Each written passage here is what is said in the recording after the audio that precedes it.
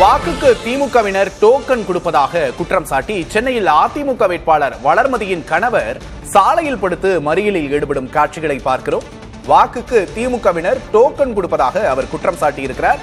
சென்னை ஆயிரம் விளக்கு அதிமுகவின் வேட்பாளர் முன்னாள் அமைச்சர் வளர்மதியின் கணவர் தற்போது சாலையில் படுத்து வள்ளுவர் கோட்டத்தில் நுங்கம்பாக்கத்தில் போராட்டத்தில் ஈடுபடும் காட்சிகளை பார்க்கிறோம்.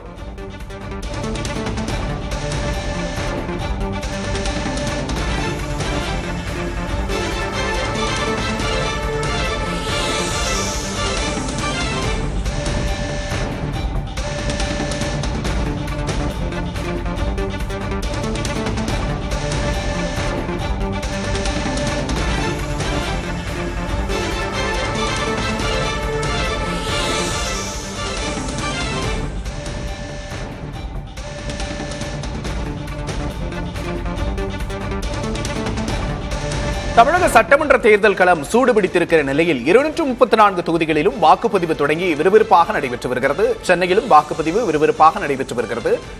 சென்னை நுங்கம்பாக்கத்தில் முன்னாள் அமைச்சர் அதிமுகவின் தற்போதைய ஆயிரம் விளக்கு தொகுதியின் வேட்பாளர் வளர்மதியின் கணவர் சாலை மறியலில் ஈடுபட்டிருக்கிற காட்சிகளை பார்க்கிறோம். வாக்குக்கு திமுகவினர் டோக்கன் கொடுக்கிறாங்க அப்படிங்கிற குற்றச்சாட்டை அவர் முன் வச்சிருக்கிறாரு.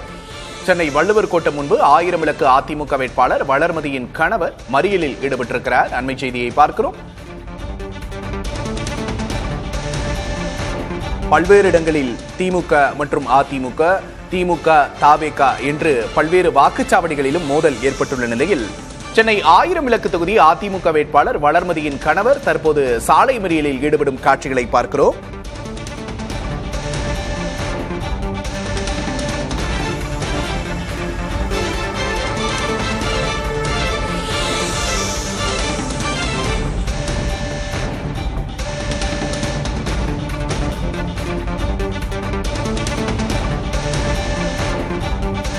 வாக்குக்கு திமுகவினர் டோக்கன் கொடுப்பதாக அவர் குற்றச்சாட்டை முன்வைத்திருக்கிறார். சென்னை வள்ளுவர் கோட்டம் முன்பு ஆயிரம் விளக்கு அதிமுக வேட்பாளர் வளர்மதியின் கணவர் மறியலில் ஈடுபட்டிருக்கிறார்.